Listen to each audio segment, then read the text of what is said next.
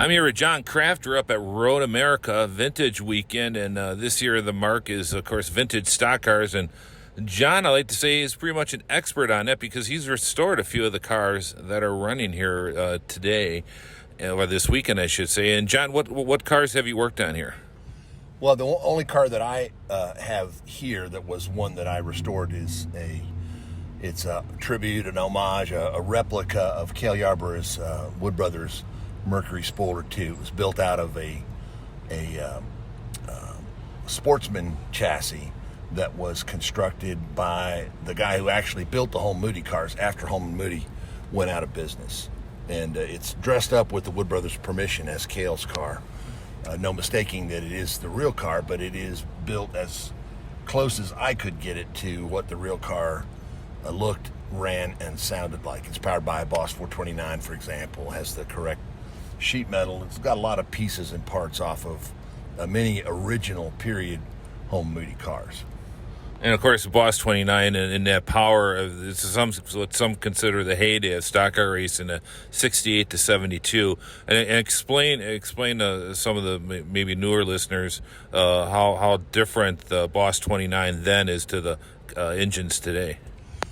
Well, Boss 429 is kind of like a prehistoric dinosaur compared to the modern engines. It was essentially a purpose-built motor. It was Ford's motor of choice from 69 through 70, which is, of course, when Ford Motor Company got out of racing completely. Featured hemispherical combustion chambers or semi-hemispherical, depending on the team's choice and the racetrack. It was an evolution of what Ford called the 385 motor family, which was originally designed to be a Luxo barge power plant. It was introduced in 68 as a 429 in Thunderbirds and a 460 in Lincolns. And the engineers took that basic foundation, modified it for racing. Don't want to get too technical, but they added 4-bolt mains. All the reciprocating assembly was forged and very strong.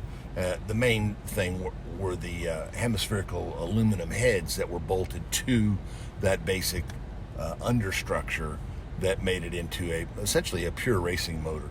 It was homologated, which of course means it was made legal under the existing FIA and NASCAR rules for competition in 1969 by the production of at least 500. It was actually wound up being a little more than 700 street-going Boss 429 Mustangs. The rules allowed anything to be raced in anything that you wanted to, as long as that thing, for example, the motor, had been homologated. So even though the Mustangs did not race with the Boss 429, the Mercury Cyclones and the Ford Torinos did, and Ford and Mercury Intermediates didn't carry the Boss 429. It was legal to race the engine out of the Mustang family in the Torino and Cyclone lines under existing rules.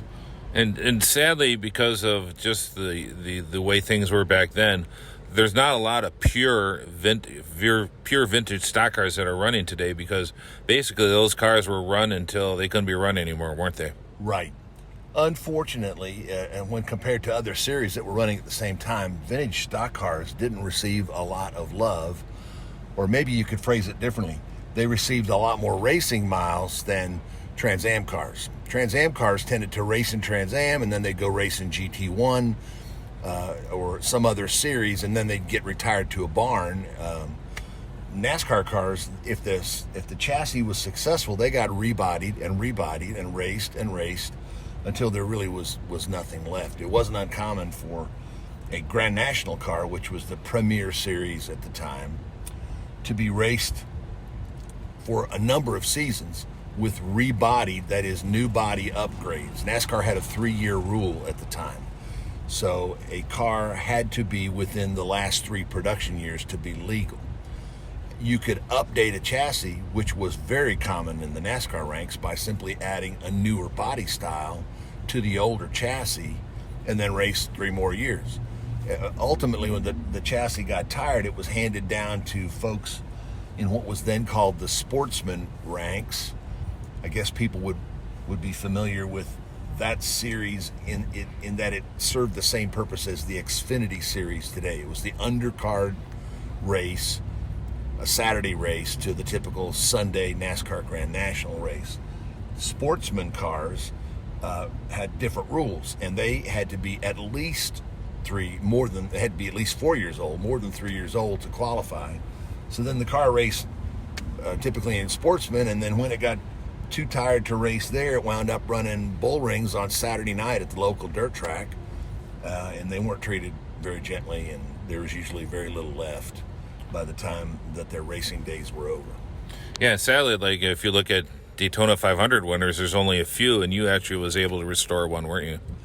Right, I got lucky and found Fred Lorenzen's 1965 Daytona 500 winning Holman Moody chassis.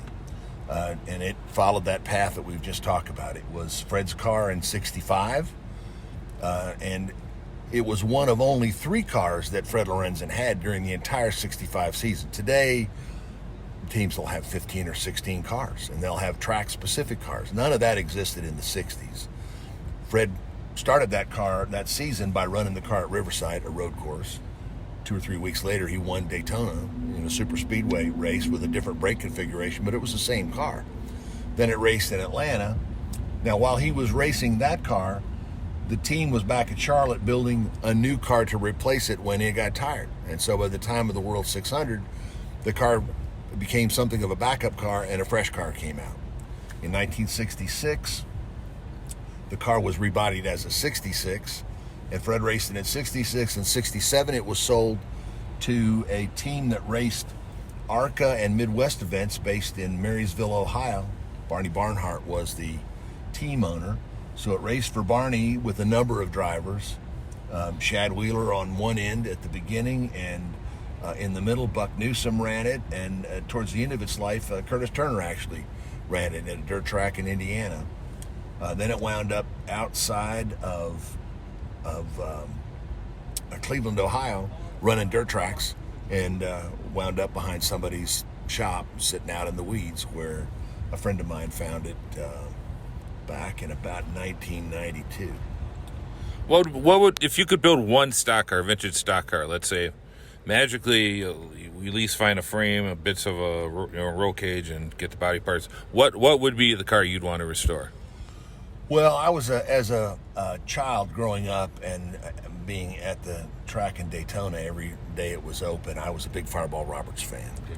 So my Ne Plus Ultra car, if one could be found, and none exist, would be one of Fireball's Holman Moody Galaxies, either a 63 or a 64. That's not going to happen. The second car on that list, this car doesn't exist either, is the 1969 Holman Moody Cyclone that Bobby Allison campaigned in 1971 for Holman Moody, which was then operating as an independent team, Ford having packed up its tent and gone home. Bobby rejoined Holman Moody for his second stint, and that 3-year out-of-date car just tore up the super speedways. And the reason that I would love to find and restore that car is that of all the cars that Mr. Ralph Moody was involved with in his long and illustrious racing career, Ralph told me that was his absolute favorite race car. I revere and honor Mr. Moody, and finding his favorite race car would be a coup. Unfortunately, that car got sold by Holman Moody and wound up here, believe it or not, in Wisconsin, and was raced until there was nothing left. And we've traced it. The chassis gone, pieces and parts were stripped off of it to use on other race cars, but that car is no more. Yes, and some may forget that, Ralph Moody was a heck of a race car driver, too, and won 3 races, I think, at 57 at the Milwaukee Mile.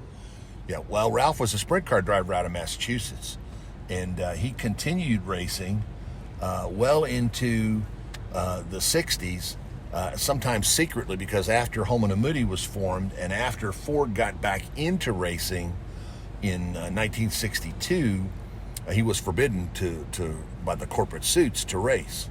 People may not remember that when Ford decided to get into factory-sponsored racing, In 1955 and 56, they hired Pete DiPaolo, Indy 500 winner, to form Ford's official racing team. DiPaolo worked out of the West Coast. Buddy Schumann was the Charlotte or the East Coast contact.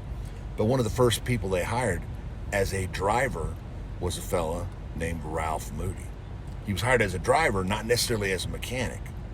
Holman was hired as a facilitator, mechanic, gopher guy. And that's the role he had served working previously for the Strop team on the Carrera Pan America series and also working for Strop in the NASCAR series. And then other drivers that came along were Fireball Roberts and Marvin Panch and Curtis Turner and Joe Weatherly and folks like that. But Ralph was one heck of a driver, and he continued to tutor drivers all throughout the rest of his career. And people, kind of like E.F. Hutton, when Ralph Moody talked, drivers listened. Author of a few books back in the early 90s. I'm not even sure if they're still in print, but tell us about that.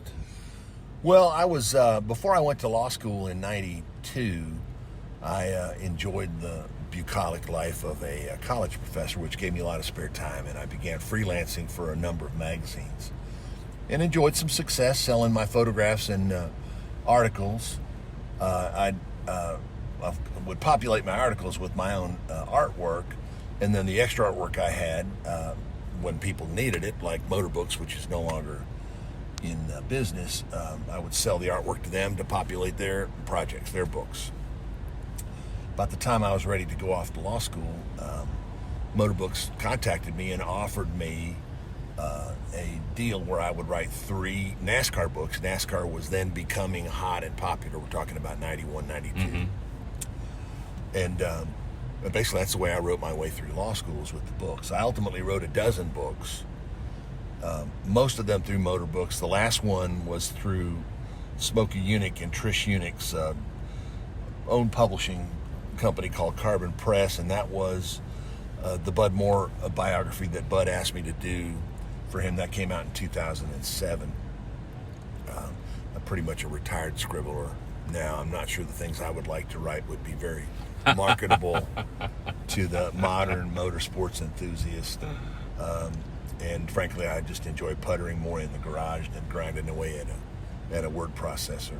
But yeah, I enjoyed writing. It was a Walter Mitty deal. I had fun. I got to meet lots of people, lots of folks that were heroes to me when I was a kid growing up. For example, Ralph Moody and a host of other folks. So I wouldn't change it for the world, but I can't really suggest that as a good career path for any of your listeners today. Well, your timing was good because sadly, a lot of those guys are gone. But yeah, there was to meet your heroes back then, and sadly some of them are gone. It certainly is one of the treasured memories. Absolutely, and it actually worked out well because I got to take my dad along to places. My dad was an inveterate race fan, just a fan, wasn't a mechanic, didn't have fast cars. When he was in the Navy and serving his 20-year stint there, he'd keep an Indian motorcycle near wherever his ship was home based, and when he had shore leave, he was on that motorcycle riding cross country to the Indy 500 from Norfolk, Virginia. It had to be an adventure. In 1949, he drove to the first Martinsville race. He drove down from Norfolk to Daytona to watch the beach races, and he continued being a sports fan all the rest of a motor racing fan all the rest of his life, and got me, of course, in that frame of mind. And then when it came time for me to start my scribbling career, I would take my dad along, and he got to meet Smokey Unick, and he got to meet Bud Moore, and he got to meet Ralph Moody, and all the other folks that I was very fortunate to meet and to be in awe of. Well, very good. We certainly appreciate you taking time and hope to chat with you again. My pleasure. Anytime. All right. Thank you, John. All right. Good deal.